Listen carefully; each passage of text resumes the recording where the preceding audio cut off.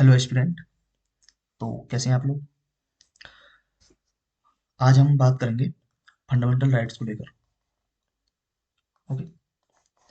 Already हम part one और part two cover कर चुके हैं। ओके। आज हम पार्ट थ्री,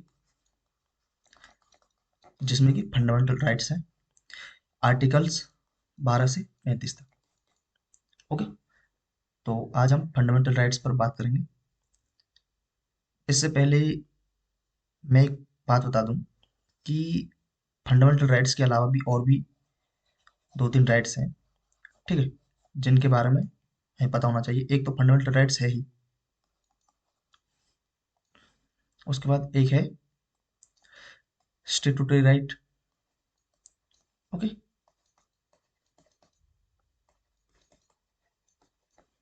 और उसके बाद है ह्यूमन राइट।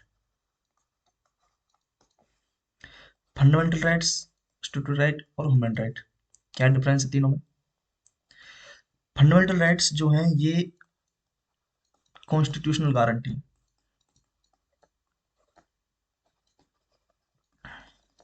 क्यों? क्योंकि ये कॉन्स्टिट्यूशन ने हमें दिए हैं, संविधान ने दिए हैं। ओके।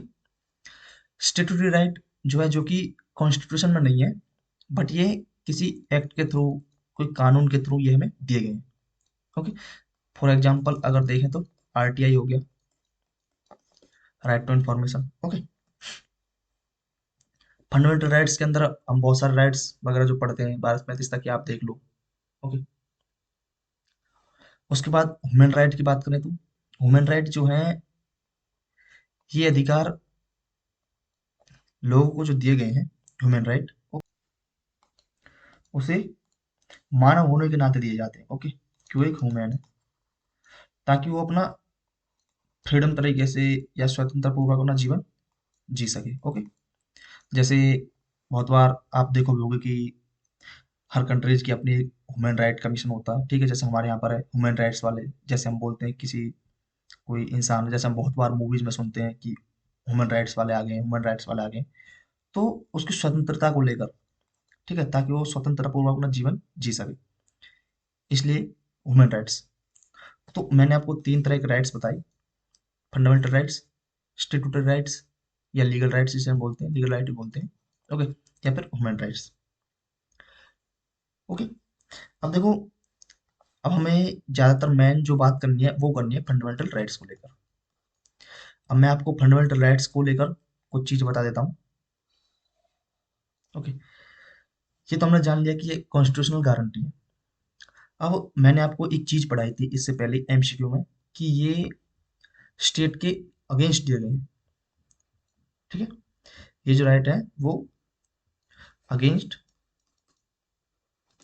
State action. क्योंकि स्टेट्स के अगेंस्ट दिए गए हैं, क्यों दिए गए हैं? क्योंकि भैया स्टेट जो है वो सबसे बड़ा वॉयलेटर होता है, सबसे बड़ा वॉयलेटर होता है फंडामेंटल राइट्स का। ओके।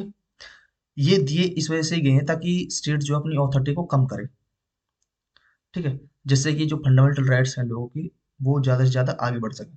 ओके। डेमोक्रेसी के अंदर। अब बात ये भी निकल कर आती है कि क्या फंडामेंटल राइट्स जो है वो आइसोलेशन में एग्जिस्ट करते हैं, लाइक एक बंद व्यवस्था में, आइसोलेशन में? तो नहीं भैया, आइसोलेशन में एग्जिस्ट नहीं करते। ये करते हैं एक सोसाइटल सेटअप के अंदर, सोसाइटी के अंदर सेटअप करते हैं। तो क्या कुछ ऐसे भी राइट्स हैं जो आइसोलेशन में एग्जिस्ट करते हैं? तो हाँ, बिल्कुल है। एब्सोल्यूट राइट जो होते हैं वो आइसोलेशन में एग्जिस्ट करते हैं। ओके। अब बात करते हैं हम लोग,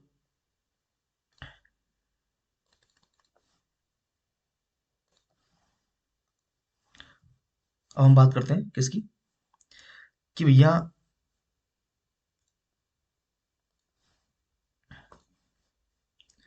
पॉलिटिकल। अब मैंने आपको एक चीज बताई थी कि जस्टिस जो है, हमने तीन तरह के जस्टिस पढ़े, वो भी किसमें, प्रेमल के अंदर, कि पॉलिटिकल जस्टिस, सोशल और इकोनॉमिकल। ठीक है। अब फंडामेंटल राइट्स, मैंने आपको एक क्वेश्चन कराया था इससे पहले ही कि सोशल और इकोनॉमिक जो जस्टिस है वो हमें किससे मिलता है, वो डीपीएसपी से मिलता है। और मैंने उस टाइम पीरियड में मैंने आपको बताया भी था कि पॉलिटिकल जस्टिस जो है वो कौन देते हैं, वो फंडामेंटल राइट्स देते हैं।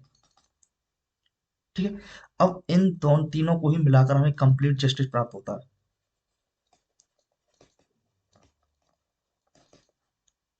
ओके। सिर्फ अकेले फंडामेंटल राइट से हमें कंप्लीट जस्टिस नहीं मिलेगा और अकेले डीपीएसपी से भी नहीं मिलेगा, इन दोनों को मिलाकर ही हमें कंप्लीट जस्टिस प्राप्त होता है। ओके। एक चीज ये निकल कर आती है कि जो फंडामेंटल राइट्स है क्या वो जस्टिसेबल है? तो बिल्कुल ये जस्टिसेबल। अब इसका मतलब क्या है?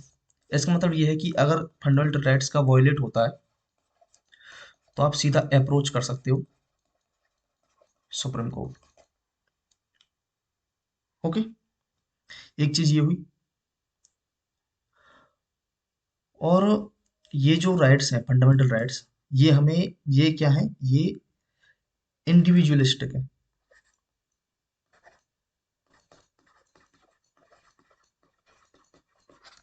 ओके। इंडिविजुअलिस्टिक है। और जबकि जो डीपीएसपी है वो क्या है, वो कलेक्टिव नेचर के हैं। वो सोसाइटल या फिर कलेक्टिव नेचर के हैं। ओके।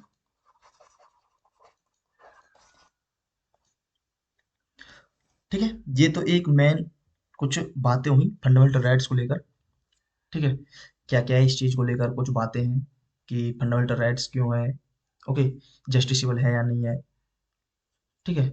ये इंडिविजुअलिस्टिक है क्योंकि ये डिफरेंस बनाने में भी काम आएंगे डीपीएसपी से, जब हम डिफरेंस करते हैं फंडामेंटल राइट्स और डीपीएसपी के अंदर क्या क्या डिफरेंसेस हैं। ठीक है। तो उसमें हेल्प करते हैं। उसके बाद बात आती है कि भैया अब कि जो ओरिजिनल कॉन्स्टिट्यूशन जो है उसमें कितने फंडामेंटल राइट्स हैं। अगर हम बात करें कि फंडामेंटल राइट्स कितने, तो 7 फंडामेंटल राइट्स हैं ओरिजिनल के अंदर। हालांकि हमें पता है कि अब सिर्फ 6 हैं, बट ओरिजिनल के अंदर 6 हैं। जैसे अगर मैं बात करूं, एक तो है right to equality, article 14 to 18। फिर है right to freedom, 19 to 22। Right to, right against exploitation,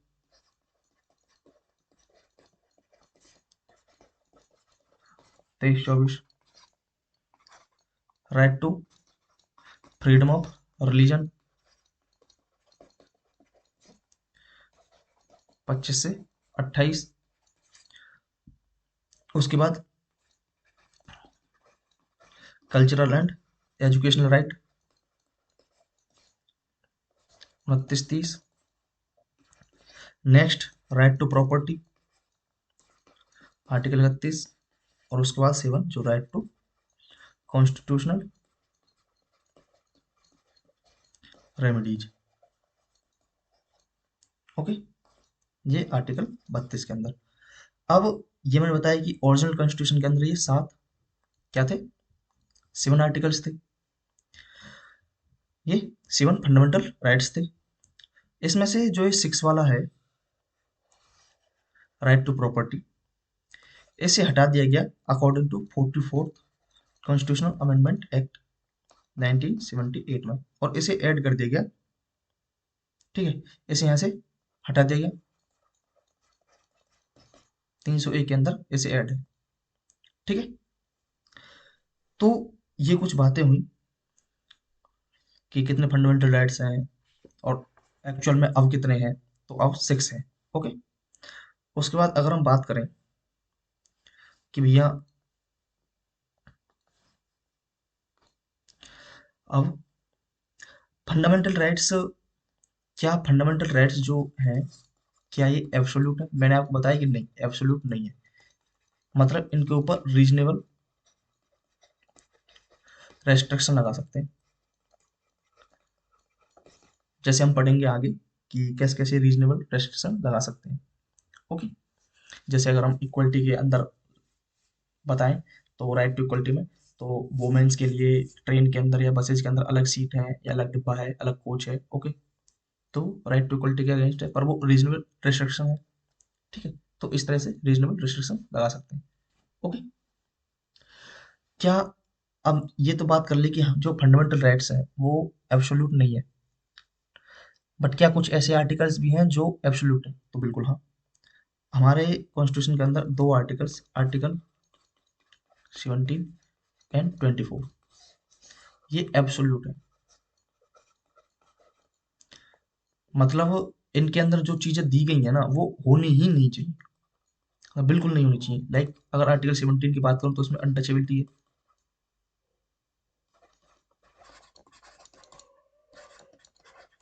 article 14 के अंदर एबोलिश लेबर, जो चाइल्ड लेबर है, चाइल्ड लेबर। और आर्टिकल 17 में एबोलिश अनटचेबिलिटी। ठीक है, तो ये दो आर्टिकल ऐसे हैं जो एब्सोल्यूट है, पता होना चाहिए आपको, पूछ सकते हैं, स्टेटमेंट बना के पूछ दे, या फिर अभी पीसीएस के एग्जाम भी आ रहे हैं तो उसमें पूछ दे, आरओ वाला एग्जाम आ रहा है उसमें पूछ दे। ठीक है, अब कुछ आर्टिकल्स ऐसे भी हैं जो कि स्टेट के अगेंस्ट दिए हुए हैं। ओके, मीन्स कि भैया कुछ तो ऐसे हैं जो कि स्टेट के अगेंस्ट है, और कुछ आर्टिकल ऐसे हैं जो प्राइवेट इंडिविजुअल के अगेंस्ट दिए गए हैं हमें। ठीक है, अब बात उन्हीं पर है कि अगेंस्ट स्टेट, और ये आर्टिकल जो जो स्टेट के अगेंस्ट है, और कुछ ऐसे हैं जो प्राइवेट इंडिविजुअल के अगेंस्ट है। तो कौन कौन से हैं? अगर मैं स्टेट के अगेंस्ट की बात करूं तो स्टेट के अगेंस्ट जो हमें दिए गए हैं वो आर्टिकल 14, 19, 21, 25। ओके, तो अगर इनका वायलेशन होता है तो हम सीधे सुप्रीम कोर्ट अप्रोच कर सकते हैं। प्राइवेट इंडिविजुअल के अगेंस्ट 15, 17, 23, 24। इसका मतलब ये नहीं है कि जो ये चीजें प्राइवेट के अगेंस्ट है वो स्टेट के अगेंस्ट नहीं है, उनके अगेंस्ट भी है। ओके, तो ये आर्टिकल जो है, जैसे मतलब अनटचेबिलिटी वाला हो गया, 23, 24 चाइल्ड लेवल वाला हो गया, वो प्राइवेट इंडिविजुअल के में नहीं होना चाहिए। ओके, प्राइवेट इंडिविजुअल है ये, प्लस स्टेट भी है। ओके, इसमें हम कवर कर सकते हैं स्टेट जो है वो। ओके, उसके बाद कुछ चीजें ये हैं कि जो हमारे फंडामेंटल राइट्स जो दिए गए हैं वो क्या है, वो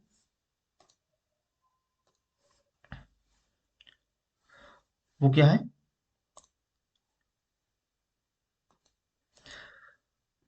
वो कुछ तो है पॉजिटिव नेचर की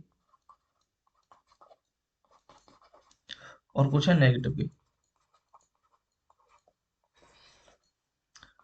अब पॉजिटिव नेगेटिव क्यों बोल रहे हैं भैया मैंने? पॉजिटिव इसलिए कि जो कुछ पॉजिटिव वाइब्स देते हो, और नेगेटिव जो किसी काम को करने से रोकते हो, स्टॉप करते हो। अब पॉजिटिव वाइब्स कैसे कि कोई काम अगर है तो उसे बढ़ावा दें कि हाँ भाई ये होना चाहिए, उस वजह से। जैसे कि एग्जाम्पल अगर आप देखें तो जैसे हम कौन कौन से आर्टिकल्स, आर्टिकल 19 है, फ्रीडम बिल्कुल होनी चाहिए। आर्टिकल 21 है, लाइबर्टी होनी चाहिए। 5 से 25 टू 28 की right to freedom of religion, ये होना चाहिए, बिल्कुल होना चाहिए। अब नेगेटिव में कौन कौन से आ सकते हैं कि जो कुछ करने से रोक रहे आप? मैंने दो चीजें आपको पहले बताई जो एब्सोल्यूट आर्टिकल्स है, आर्टिकल 17 और 24, तो ये है ही। ओके, उसके अलावा 23 भी है। ठीक है, तो ये क्या है, ये कुछ करने से उसे रोकते हैं। ओके, कुछ नेगेटिव जैसे होता है तो उसे रोकते हैं। ठीक है, अब बात ये निकल, अब हम आर्टिकल को शुरू करने से पहले कि 12, 13, 14 ये सब शुरू करने से पहले एक चीज और है कि जो ये राइट्स है, फंडामेंटल राइट्स, तो इनको लेकर जो पार्लियामेंट है और जो सुप्रीम कोर्ट है, उन दोनों के बीच में कुछ रस्साकसी चली है कि भैया संसद ये बोलती है कि फंडामेंटल राइट्स के अंदर हम अमेंडमेंट कर सकते हैं, सुप्रीम कोर्ट ये बोलता है कि नहीं कर सकते। अब उसमें कौन कौन सी जजमेंट है, क्या क्या चीजें हुई उन जजमेंट में, तो उनको ऊपर बात करते हैं हम लोग पहले। ठीक है, बात ये है कि सबसे पहले तो हम फर्स्ट जजमेंट की बात करें तो वो है शंकरी प्रसाद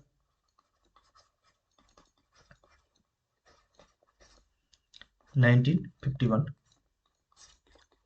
इसमें क्या था, इसमें यह है कि जो पार्लियामेंट है वो अमेंड कर सकता है फंडामेंटल राइट्स को। ओके। उसके बाद second I Golaknath versus state of Punjab 1967। इसमें क्या है, इसमें यह है कि कांट अमेंड, जो पार्लियामेंट है वो कांट अमेंड कर सक नहीं अमेंड कर सकती फंडामेंटल राइट्स को।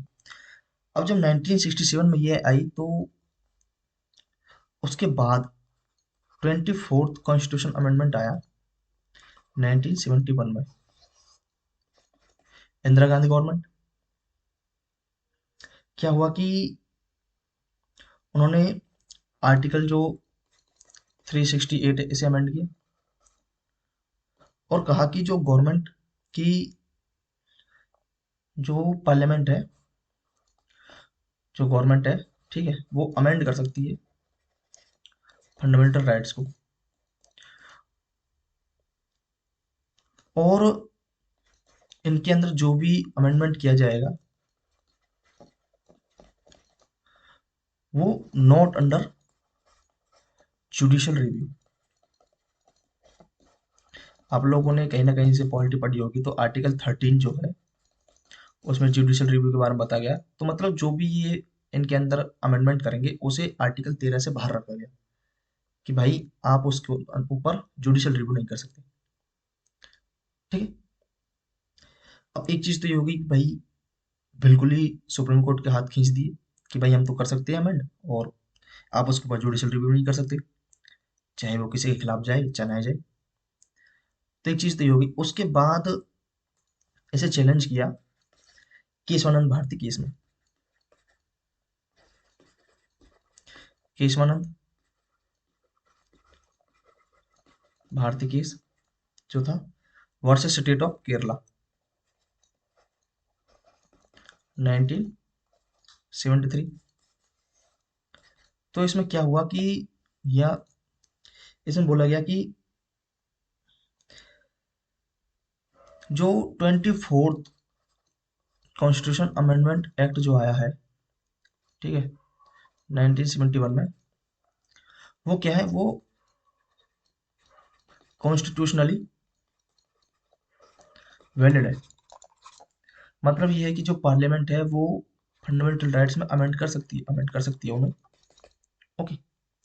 बट ये जो अमेंडमेंट है ये अगर अगेंस्ट गया किसके, बेसिक स्ट्रक्चर के,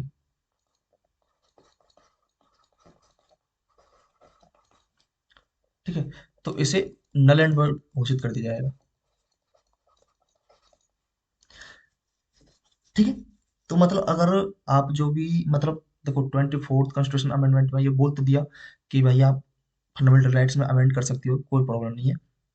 अब उसे जो है चैलेंज किया गया कोर्ट में केशवानंद भारती केस में, ठीक है, 1973 में। तो इसमें बोला गया कि भैया आप अमेंड कर सकते हो, कोई प्रॉब्लम नहीं है, ठीक है, हम इसे वैलिड भी मानते हैं, बट आप जो अमेंड कर रहे हो वो बेसिक स्ट्रक्चर के खिलाफ नहीं जाना चाहिए, मूल सिद्धांत के खिलाफ नहीं जाना चाहिए। ओके। मूल ढांचे के खिलाफ नहीं जाना चाहिए।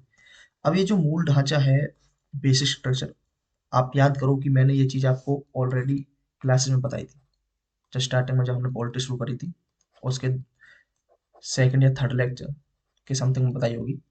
ठीक है, बेसिक स्ट्रक्चर ये कॉन्स्टिट्यूशन में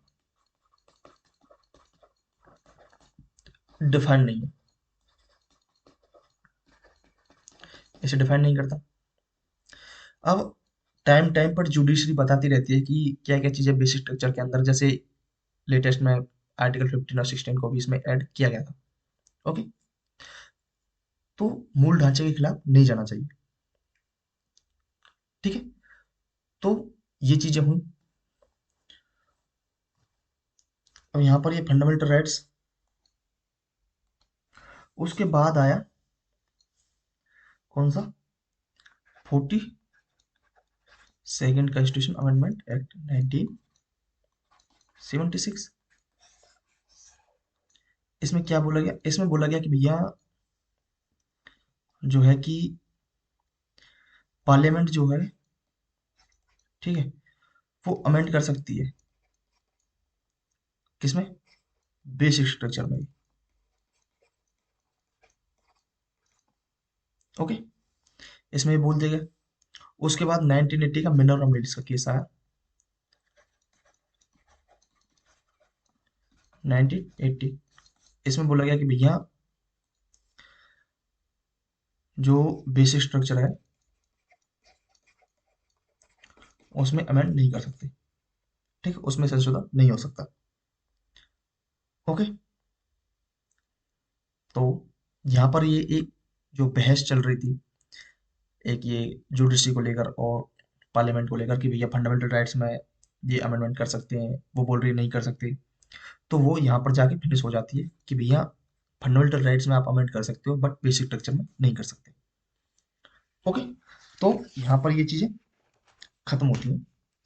मैंने आपको बेसिक स्ट्रक्चर क्या है, क्या चीज़ें हैं, वो मैंने आपको बताई ऑलरेडी पहले ही। उसमें मैं एक चीज़ बताना भूल गया था कि बेसिक स्ट्रक्चर जो है वो हमने किस कंट्री से अडॉप्ट किया है, कहाँ से, तो वो है जर्मनी।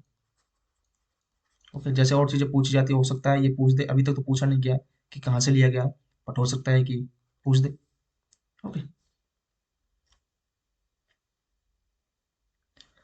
तो ये चीज़ें हो गई। उसके बाद हम बात करते हैं अपने राइट्स की, मतलब फंडामेंटल राइट्स की। जैसे हम स्टार्ट करते हैं फर्स्ट आर्टिकल 12 की, क्योंकि 12 से 35 तक ही। तो आर्टिकल 12 क्या है? ये डिफाइन करता है स्टेट को। स्टेट मीन्स राज्य। अब राज्य ये नहीं कि राजस्थान राज्य है, पंजाब राज्य है, हरियाणा राज्य है, जम्मू कश्मीर राज्य है, सॉरी, ये जो उत्तराखंड राज्य है, ठीक है, तो ये नहीं। हम इंटरनेशनल लेवल की बात कर रहे हैं। इंटरनेशनल लेवल में जो जो एक कंट्रीज होते हैं उन्हें स्टेट बोलते हैं, ठीक है। स्टेट मीन्स यहाँ बात कर रहे हैं हम सॉवरेन स्टेट की। सॉवरेन स्टेट मतलब संप्रभु। अब मैंने सॉवरेनिटी क्या है, संप्रभुता क्या होती है, वो मैं आपको जब मैंने प्रेमल पढ़ाया था वो मैंने आपको अच्छी तरह से बता दी कि सॉवरेनिटी क्या है। ओके, अब स्टेट के अंदर भाई ये डिफाइन भी है, मेंशन भी है। सॉवरेन स्टेट मैंने बता दिया कि स्टेट का मीन्स सॉवरेन स्टेट। अगर इसके अंदर क्या क्या कवर होता है, अब कवर बात करें अगर हम यूनियन लेवल की और स्टेट लेवल की, तो भाई क्या क्या कवर होगा, और यूनियन लेवल पर क्या कवर होगा, स्टेट लेवल पर क्या कवर होगा, जो जो स्टेट का पार्ट माने जाएंगे। ओके, मैं ऑलरेडी फिर बता दूं, स्टेट का मतलब ये हरियाणा, राजस्थान, पंजाब, यूपी, ये स्टेट नहीं है, मतलब पूरा इंडिया एक स्टेट। ओके, इंटरनेशनल लैंग्वेज में हम कंट्री को स्टेट बोलते हैं। तो यूनियन लेवल पर पार्लियामेंट हो गया, प्लस जो एग्जीक्यूटिव है लाइक मिनिस्टर्स वगैरह जो हो गए, ठीक है। स्टेट लेवल की बात करें, स्टेट लेवल पर विधानसभा और विधान परिषद जो विधानमंडल जो होता है वो तो है ही, प्लस मिनिस्टर्स जो है सिविल सर्वेंट्स,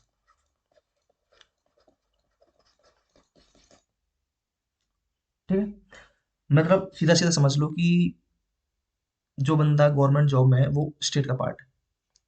ओके, इसके अलावा भी ये तो दो चीजें हो गई कि यूनियन स्टेट लेवल पर कुछ लोकल अथॉरिटीज हो गई, म्यूनिसिपैलिटी हो गई, पंचायत हो गई, डिस्ट्रिक्ट बोर्ड, ट्रस्ट, ये चीजें भी हैं। अब देखो, ये तो हमने बता दिया स्टेट की डेफिनेशन के अंदर क्या क्या है। गवर्नमेंट बॉडीज कवर है, बिल्कुल है। अब कंफ्यूजन कुछ ये भी है कि देखो, इसमें दो तीन चीजें आपको याद रखनी। एक तो बीसीसीआई हो गया, प्लस एक एनसीईआरटी जो है, जो हम देखते हैं, ये जो है वो स्टेट का पार्ट नहीं है, नॉट स्टेट, ठीक है। अब एक चीज मैं आपको अच्छे से बता दूं जो कंफ्यूज कर सकती है आपको, कि भैया अगर कोई प्राइवेट कंपनी है, ठीक है, मान के चलो मेरी एक प्राइवेट कंपनी है, तो भैया मैंने क्या किया कि मैंने गवर्नमेंट से ठेका ले लिया। अब देखो मैं काम कर रहा हूँ गवर्नमेंट के लिए, भले ही मैं प्राइवेट कंपनी हूँ, ठीक है। मैंने गवर्नमेंट से ठेका लिया, सरकारी ठेका जो है, मैंने गवर्नमेंट का काम किया। जब तक मेरे पास वो ठेका है, जब तक मैं गवर्नमेंट का काम कर रहा हूँ, तब तक मैं स्टेट का पार्ट हूँ। ओके। जिस दिन मेरा कॉन्ट्रैक्ट जो है गवर्नमेंट के साथ, जो काम करने का जो मैंने ठेका लिया वो खत्म, उस दिन मैं स्टेट का पार्ट नहीं हूँ, उस दिन से। ठीक है, समझिए। लाइक ये प्राइवेट कंपनी है, अगर एक गवर्नमेंट कॉन्ट्रैक्ट लेती है, अगर गवर्नमेंट कॉन्ट्रैक्ट ले रही है जब तक के लिए, ये स्टेट का पार्ट है। जिस दिन गवर्नमेंट कॉन्ट्रैक्ट खत्म, ये स्टेट का पार्ट नहीं होगा उस दिन से। ठीक है, जिस दिन कॉन्ट्रैक्ट खत्म, उस दिन ये स्टेट का पार्ट भी होना खत्म हो जाएगा। ये कंफ्यूजन जो होता है, ये मैंने दूर किया। ओके। उसके बाद एक चीज आती है कि क्या जुडिशरी जो है वो स्टेट का पार्ट है? ये स्टेट का पार्ट है। तो भैया इसमें दो चीजें हैं, क्योंकि जुडिशरी सिर्फ अपने जुडिशियल फंक्शन, इसके दो फंक्शन होते हैं, एक है जुडिशियल फंक्शन और एक है एडमिनिस्ट्रेशन फंक्शन। तो बात यह है कि अगर वो अपने जुडिशियल फंक्शन कर रही है, लाइक न्यायाधीशों की नियुक्ति कर रही है, ठीक है, न्यायाधीशों की, जज वगैरह अपॉइंट कर रही है, तो जब तक वो ये जुडिशियल फंक्शन कर रही है तब तक तो वो स्टेट का पार्ट नहीं है। और जब वो एडमिनिस्ट्रेशन फंक्शन करेगी तब वो स्टेट का पार्ट है। अब भाई मैंने जुडिशियल फंक्शन तो बता दिए, इनकी नियुक्ति करना लोगों की, बट आपने पढ़ा होगा कि जो सीजीआई जो होता है, ठीक है, सीजीआई जो होता है, तो वो क्या होता है, वो मास्टर ऑफ रोस्टर्स बोलते हैं उसे। मतलब इसका मतलब क्या हुआ कि वो जुडिशियल फंक्शंस के अलावा एडमिनिस्ट्रेशन फंक्शन भी करते हैं, लाइक कि वहां पर कुछ जैसे चपरासी वगैरह हो गए, या फिर कोर्ट के अंदर और भी बहुत सारे न्यायाधीशों के अलावा और भी लोग होते हैं, ठीक है, जो एडमिनिस्ट्रेशन में होते हैं। तो उनकी नियुक्ति कौन करते हैं? वो सीजीआई करते हैं। ओके। और जब वो उनकी नियुक्ति कर रहे हैं, उनको अपॉइंट कर रहे हैं, उस वक्त वो एडमिनिस्ट्रेशन फंक्शन कर रहे हैं। ओके, ना कि जुडिशियल फंक्शन। ओके। तो जब वो एडमिनिस्ट्रेशन की जो एडमिनिस्ट्रेशन फंक्शन करेंगे, तब वो स्टेट का पार्ट रहेंगे। और जब जुडिशियल फंक्शन में करेंगे तब वो स्टेट का पार्ट नहीं होंगे। ओके। तो ये चीज हुई कि आर्टिकल 12 क्या है? स्टेट है। कौन सा स्टेट? Sovereign state. तो एक ये चीज हुई। यहाँ पर हमारा आर्टिकल 12 जो है वो फिनिश होता है। उसके बाद बात करते हैं हम आर्टिकल 13 की। आर्टिकल 13। अब आर्टिकल 13 की बात मैं करूं तो आर्टिकल 13 में देखो, अभी हमने थोड़ी देर पहले ही पढ़ा था कि भैया उसमें जुडिशियल रिव्यू की बातें हैं कुछ। ठीक है।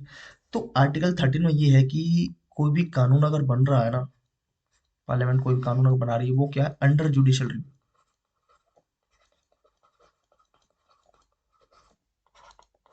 अंडर जुडिशियल रिव्यू है। ओके। अब भाई ये जो कानून है, इसमें क्या क्या चीजें कवर हो सकती हैं? अब ऐसा नहीं है कि सिर्फ कानून बना दिया कि भैया ये कानून बना दिया चलो खत्म करो उसे। नहीं, इसके अंदर कस्टम्स भी है, इसके अंदर नोटिफिकेशंस भी हैं,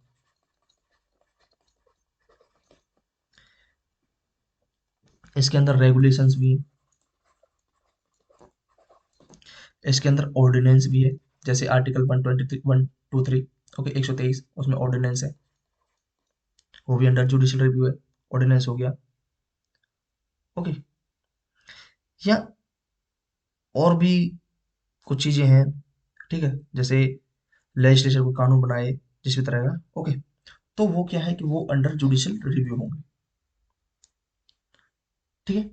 अब देखो, अब यहाँ पर हमने पढ़ा था कि भैया हमारे यहाँ पर इंडिया के अंदर स्ट्रिक्ट सेपरेशन ऑफ पावर नहीं है, मतलब सत्ता का विभाजन स्ट्रिक्ट तरीके से नहीं है। कैसे नहीं? उसका एक एग्जांपल यहीं पर देख लो। कानून बनाने का काम किसका है? लेजिस्लेचर का है। ठीक है। तो उसकी अब देखो, उसके ऊपर चेक्स कौन कर रहा है?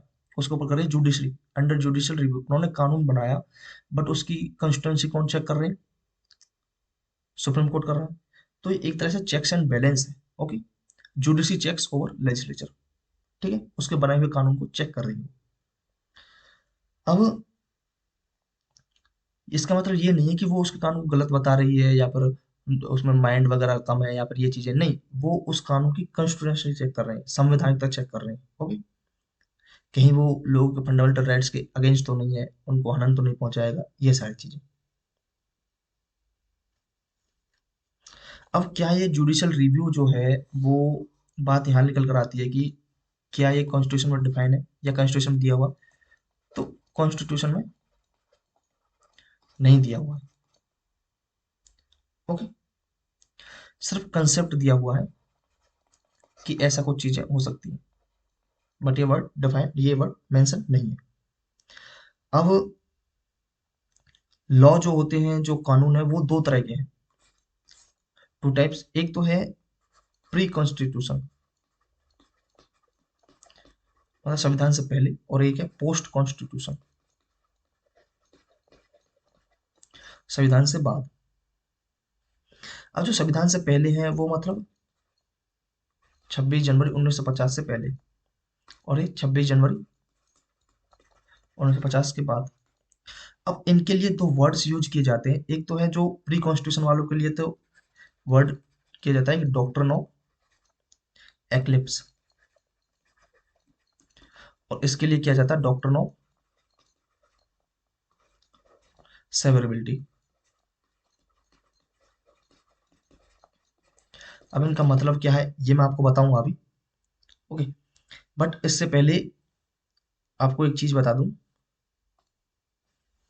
क्या? वो ये है कि भैया,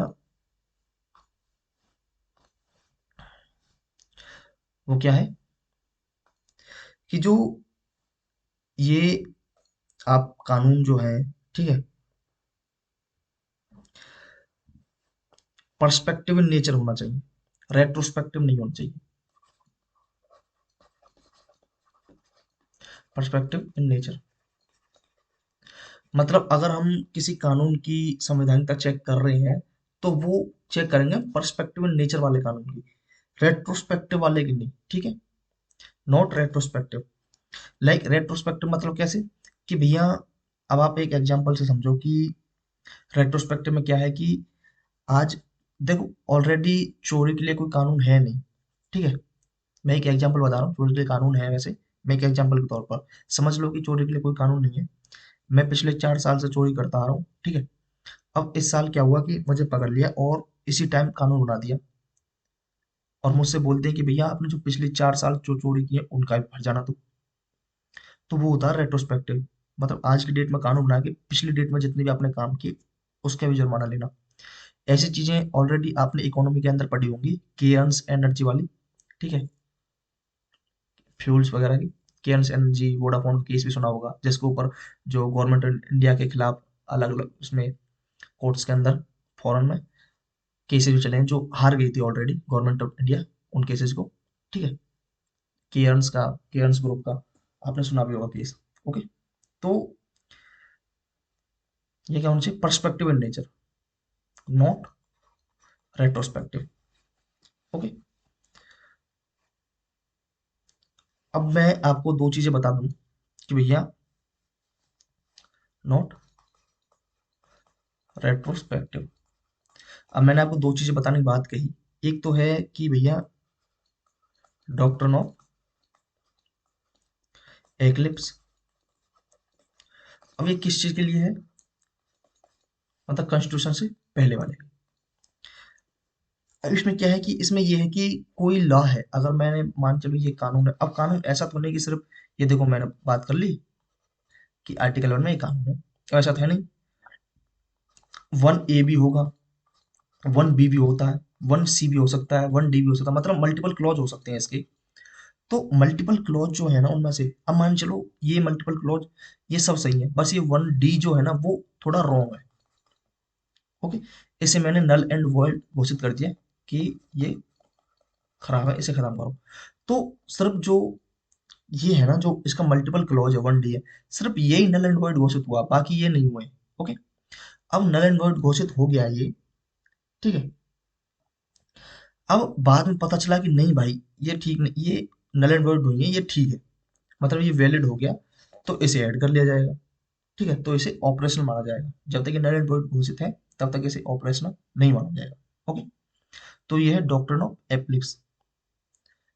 एक बार और बता देता हूँ कि कोई भी कानून है जिसके मल्टीपल क्लॉजेज है, तो उनमें से मान चलो कोई एक क्लॉज है, उसे नल एंड वॉइड घोषित कर दिया जाए, ठीक है, तो उसे स्टॉप कर दिया जाएगा, पूरे कानून को नहीं, सिर्फ उसी जो स्पेशल क्लॉज जो है। ठीक है, अब बाद में पता चला कि नहीं ये ठीक है, इसमें कोई गलत बात नहीं है, तो उसे बाद में ऑपरेशनल मान लिया जाएगा। ठीक है, ये तो होता है, ये क्या होता है, ये होता है डॉक्ट्रिन ऑफ एक्लिप्स। उसके बाद सेकंड आता है doctrine of severability. Okay, next doctrine of severability. इसमें क्या है कि कोई एक कानून है, अगर उसे एक बार नल एंड वॉइड घोषित कर दिया जाए, तो उसको दोबारा अगर हमें लागू करवाना है, तो उसमें पार्लियामेंट से बिल जो है दोबारा पास करवाना पड़ेगा उसके लिए। ठीक है, जबकि डॉक्ट्रिन ऑफ एक्लिप्स के लिए ऐसा नहीं था। ओके, तो डॉक्ट्रिन ऑफ एक्लिप्स के लिए ऐसा नहीं था, यहाँ पर क्या है, डॉक्ट्रिन ऑफ सेवरेबिलिटी।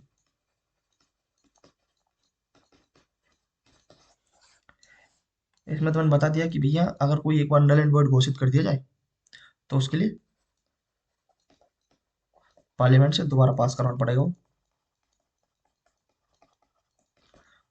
तब उसे माना जाएगा। तो ये कुछ चीजें थी किसको लेकर, आर्टिकल 13 को लेकर।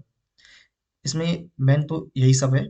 ठीक है, ये वर्ड्स आपको पता होना चाहिए, डॉक्ट्रिन ऑफ एक्लिप्स क्या है, डॉक्ट्रिन ऑफ सेवरेबिलिटी क्या है। ओके, इनका मतलब क्या है।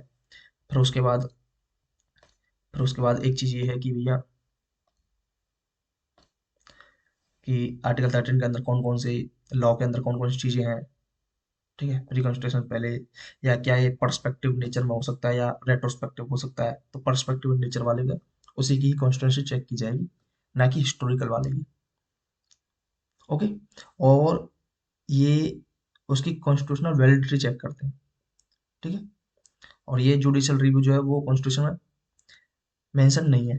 ऑलरेडी जुडिशियल रिव्यू को लेकर क्वेश्चन बन चुका है कि प्री के अंदर स्टेटमेंट बना के कि ऑलरेडी कि आवर कॉन्स्टिट्यूशन डिफाइन या our constitution mention judicial review concept, तो भैया ये जुडिशियल कॉन्स्टिट्यूशन डिफाइन नहीं है, ये जुडिशरी ने दिया है। ओके, तो ये आपको ध्यान देना है कि वो कॉन्स्टिट्यूशन बोल रहा है या क्या बोल रहा है। ठीक है, उसके बाद अगर हम बात करें तो उसके बाद बात करते हैं आर्टिकल 14 की। आर्टिकल 14 की अगर हम बात करें तो इसमें क्या है, ये है राइट टू इक्वलिटी के अंदर हमने देख लिया था, रूल ऑफ लॉ मीन्स कानून का शासन, right to equality, rule of law, कानून का शासन। ओके, अब कानून का शासन है, तो भैया चीजें जो इसके अंदर होनी चाहिए। अब मैंने आपको बताया था कि कुछ पॉजिटिव नेचर के होते हैं, कुछ नेगेटिव नेचर के होते हैं। कुछ हमें जो दिए गए हैं वो सिटीजन, वो प्राइवेट इंडिविजुअल के अगेंस्ट है, कुछ स्टेट के अगेंस्ट है। और कुछ फंडामेंटल राइट्स ऐसे भी हैं जो कि हमारे सिटीजन्स को दिए हुए हैं, और कुछ हमारे फॉरेनर्स को भी। अब देखो जो सिटीजन्स को दिए हुए हैं जो आर्टिकल्स, जो फंडामेंटल राइट्स है वो किस किस को, वो कौन कौन से, वो है किस किस को, 15, 16, 19, 29 और 30। ये जो पांच जो आर्टिकल्स हैं वो सिर्फ और सिर्फ सिटीजन्स के लिए है। ठीक है, नॉट फॉरेनर्स। और इनके अलावा जितने भी जो हमारे फंडामेंटल राइट्स हैं वो फॉरेनर्स को दिए हुए हैं। ठीक है, हालांकि जो अलग जो अदर आर्टिकल्स हैं अलग वो सिटीजन्स के लिए हैं, सिटीजन और फॉरेनर बहुत के लिए, बट ये सिर्फ सिर्फ और सिर्फ सिटीजन्स के लिए, फॉरेनर्स के लिए नहीं है। ठीक है, ये चीज मैंने आपको बता दी। अब इसी बेस पर अगर मैं आपसे ये पूछूं कि जो आर्टिकल 14 है वो किसको दिया गया, स्टूडेंट्स को है या फॉरेनर्स को है या बोथ। तो ये भैया सिटीजन प्लस फॉरेनर दोनों को दिया हुआ। ये क्या है, पॉजिटिव है या नेगेटिव है? मतलब राइट टू इक्वलिटी दे रहा है तो पॉजिटिव नेचर। ओके। और ये क्या है, ये ओनली, तो ये सिटीजन और फॉरेनर दोनों को है, पॉजिटिव है। और किसके अगेंस्ट है? ओनली अगेंस्ट किसके? स्टेट के। क्योंकि हमने ऑलरेडी इन चीज़ों के बारे में बात की थी, कौन कौन से आर्टिकल स्टेट के अगेंस्ट है, कौन से प्राइवेट इंडिविजुअल के अगेंस्ट है, ठीक है, कौन कौन से सिटीजन्स को मिलेंगे, फॉरेनर्स को मिलेंगे, कौन से पॉजिटिव नेचर के हैं, कौन से नेगेटिव नेचर के हैं। तो ये चीज़ें हुई। इसका सीधा सा मतलब है कि भैया कि जाति, धर्म या फिर वंश, ठीक है, डिसेंट, इन सब चीज़ों के बेस पर किसी के साथ कोई भेदभाव नहीं होगा। ठीक है। ओके। मतलब सब कानून के सामने सभी बराबर है, पर चाहे वो कोई भी हो। No man is above the law. Okay. कोई इंसान कानून से ऊपर नहीं है। अब इसका फायदा भी तो है रूल ऑफ लॉ को। फायदा क्या है? फायदा भी तो है, डेमोक्रेसी इंक्रीज होगी, ठीक है, डेमोक्रेसी को बल मिलेगा, भेदभाव समाप्त होगा, इक्वलिटी आएगी, ठीक है। और जो स्टूडेंट्स हैं उनके अंदर जो ट्रस्ट बढ़ेगा, ठीक है। रूल जो है, जो कानून है, ठीक है, लॉ है, उसको पावर्टी मिलेगी, लाइक कि कानून की सर्वोच्चता आएगी, ठीक है। और अराजकता कम होगी या खत्म होगी, ये सारी चीजें, शासन तंत्र मौजूद होगा, डेवलपमेंट तेजी से होगा, ये सारी चीजें इसके थ्रू होंगी। अब देखो इसको लेकर केस स्टडी भी है या फिर एक मतलब इश्यू भी है, तो वो मेंस के लेवल का अलग चीजें हैं, ठीक है, वो हम यहाँ पर डिस्कस नहीं करेंगे।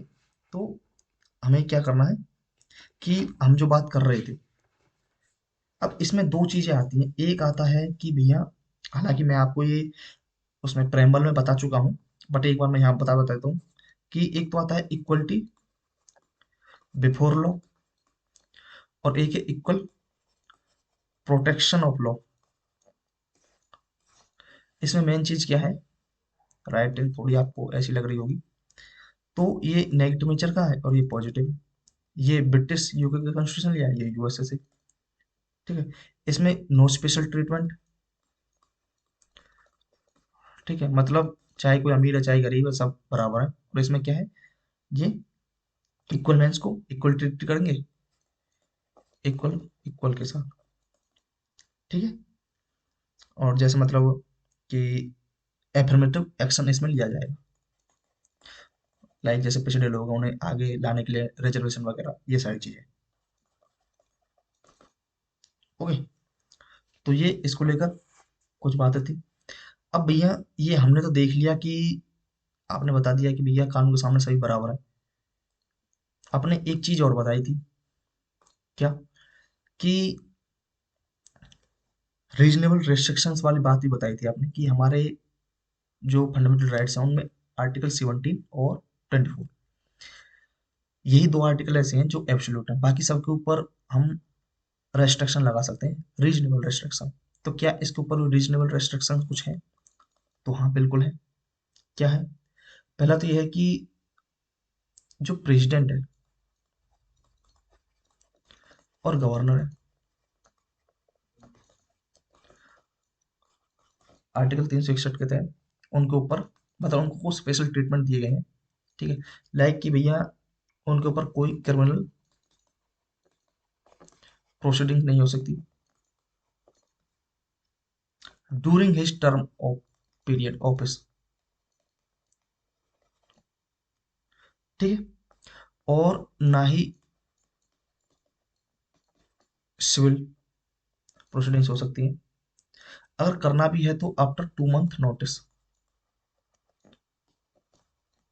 2 मंथ का नोटिस भेजना पड़ेगा, तब कर सकते हो आप। ओके। फिर इसके बाद एक तो ये हो गया।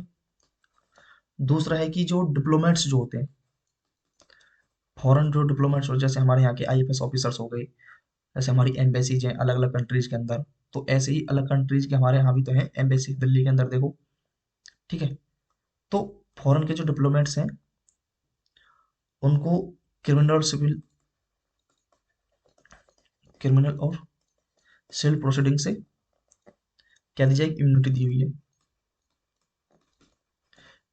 किसके थ्रू दी गई है, अंडर वियना कन्वेंशन। ओके, ये हो गया। और तीसरी बात है कि जो कुछ एक्स्ट्रा राइट दिए गए हैं वो भी एमपी और एमएलए को, आर्टिकल 105, 105 और 194। ठीक है।